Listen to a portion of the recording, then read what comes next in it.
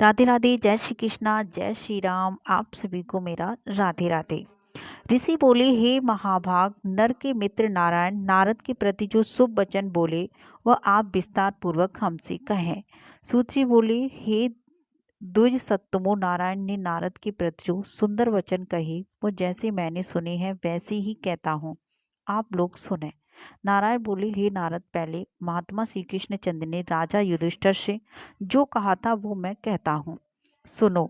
एक समय धार्मिक राजा अजातशत्रु युधिष्ठिर छल प्रिय धृतराष्ट्र के पुत्रों द्वारा दूध क्रीड़ा में हार गए। सबके देखते देखते अग्नि से उत्पन्न हुई धर्मपरायण द्रौपदी के बालों को पकड़कर दुष्ट दुशासन ने खींचा और खींचने के बाद उसके वस्त्र उतारने लगा। तब भगवान श्री कृष्ण ने उसकी रक्षा की, पीछे पांडव राज्य को त्याग काम्यवन में चले गए। वहां अत्यंत क्लेश से युक्त वे वन के फलों को खाकर जीवन बिताने लगे। जैसे जंगली हाथियों के शरीर में बाल रहते हैं, इसी प्रकार पांडवों के शरीर में बाल हो गए। इस प्रकार दुखित पांडवों को देखने के लिए भगवान देव की सुत मुनियों के साथ काम्यवन में गए। उन भगवान को देखकर मृत शरीर में प्राण आ जाने की तरह युधिष्ठिर, भीमसेन, अर्जुन आदि प्रेम विह्वल होकर सहसा उठ खड़े हुए और प्रीत से श्री कृष्ण से मिले और भगवान कृष्ण के चरण कमलों में भक्ति से नमस्कार करते भये। द्रौपदी धीरे धीरे आई, आलस्य रहित होकर भगवान की शीश नमस्कार करती हुई। उन दुखित पांडवों को रूरु मृग की चर्म के वस्त्र पहने देख और मस्त समस्त शरीर में धूल लगी हुई, रूखा शरीर, चारों तरफ बाल बिखरे हुए द्रौपदी को भी उसी प्रकार दुर्बल शरीर वाली और दुखों से घिरी हुई देखा। इस तरह दुखित पांडवों को देखकर अत्यंत दुखी भक्त वत्सल भगवान धृतराष्ट्र के पुत्रों को जला देने की इच्छा से उन पर क्रोधित हुए। विश्व के आत्माओं भौहों को चढ़ा गुरेर कर देखने वाले करोड़ों काल की कराल मुख की तरह मुख वाले धधकती हुई प्रलय की अग्नि के समान उठे हुए होठों को दांतों के नीचे जोर से दबाकर तीनों लोकों को जला देने की तरह श्री सीता के वियोग में संतप्त भगवान रामचंद्र जी को रावण पर जैसा क्रोध आया था उसी प्रकार से क्रोध भगवान को देखकर कांपते हुए अर्जुन श्री कृष्ण को प्रसन्न करने के लिए द्रौपदी, धर्मराज तथा और लोगों से भी अनुमोदित होकर शीघ्र ही हाथ जोड़कर उनकी स्तुति करने लगे। अर्जुन बोले, हे कृष्ण, हे जगन्नाथ, जगत के नाथ, हे नाथ, मैं जगत के बाहर नहीं हूँ, आप ही जगत की रक्षा करने वाले हैं। हे प्रभु, क्या मेरी रक्षा आप न करेंगे? जिनके नेत्रों के देखने से ही ब्रह्मा का पतन हो जाता है, उनके क्रोध करने से क्या नहीं हो सकता? यह कौन जानता है कि क्रोध से संसार का पालन प्रलय हो जाता है? संपूर्ण तत्व को जानने वाले के कारण वेद और वेदांग के बीच की चित्त आप साक्षात श्री कृष्ण हैं। मैं आपकी वंदना करता हूँ, आप ईश्वर हैं। इस चराचरतात्मक संसार को आपने उत्पन्न किया है। सर्व मंगल के मंगल हैं और सनातन के भी बीज रूप हैं। इसलिए एक के अपराध से आपके बनाए समस्त विश्व का आप नाश कैसे करेंगे? कौन भला ऐसा होगा जो मच्छरों को जलाने के लिए अपने घर को जला देता हो? श्री नारायण बोले, दूसरों की वीरता को मर्दन करने वाले अर्जुन ने भगवान से इस प्रकार निवेदन कर प्रणाम किया। सूत जी बोले, श्री कृष्ण जी ने अपने क्रोध को शांत किया और स्वयं भी चंद्रमा की तरह शांत हो गए।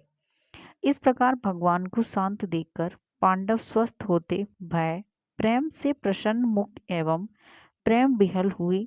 सबों ने भगवान को प्रणाम किया और जंगली कंद मूल फल आदि से उनकी पूजा की।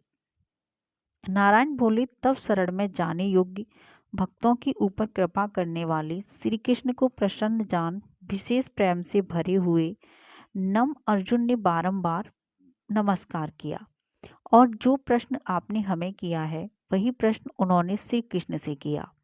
इस प्रकार अर्जुन का प्रश्न सुनकर क्षण मात्र मन से सोचकर अपने सुहाद्र पांडवों को और व्रत को धारण की हुई द्रौपदी को आश्वासन देते हुए वक्ताओं में श्रेष्ठ श्री कृष्ण पांडवों से हितकर वचन बोलने लगे। श्री कृष्ण जी बोले, हे राजन, हे महाभाग, हे विभव, अब मेरे वचन सुनो। आपने यह प्रश्न अपूर्व किया है। आपको उत्तर देने में मुझे उत्साह नहीं हो रहा है। इस प्रश्न का उत्तर गुप्त से गुप्त है, ऋषियों को भी नहीं विदित है।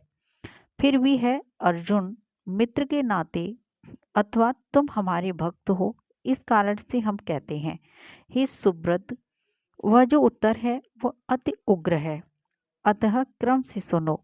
चैत्र आदि जो 12 मास निमिष महीने की दिनों दोनों पक्ष घड़ियां, प्रहर 3 प्रहर, 6 ऋतुएं, मुहूर्त दक्षिणायन और उत्तरायण, वर्ष चारों युग, इस प्रकार परार्ध तक जो काल हैं, यह सब, और नदी, समुद्र, कुएं, बावली, गड़ियां, स्रोत, लता, औषधियां, वृक्ष, बांस आदि पेड़, वन की औषधियां, नगर, गांव, पर्वत, पुरियां, यह सब मूर्ति वाले हैं और अपनी गुणों से पूजे जाते हैं। इसमें ऐसा कोई अपूर्व व्यक्ति नहीं है जो अपने अधिष्ठाता देवता के बिना रहता हो। अपने अपने अधिकार में पूजे जाने वाले यह सभी फल को देने वाले हैं।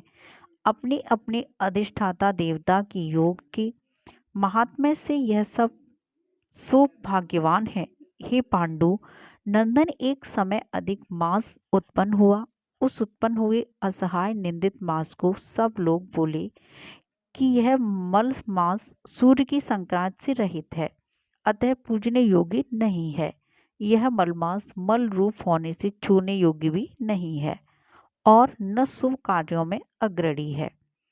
इस प्रकार के वचनों को लोगों के मुख से सुनकर यह मलमास निरुद्योग, प्रभा रहित, दुख से घिरा हुआ, अत खिन्न, मन चिंता से ग्रस्त, मन होकर व्यथित, हृदय से मरणासन की तरह हो गया है।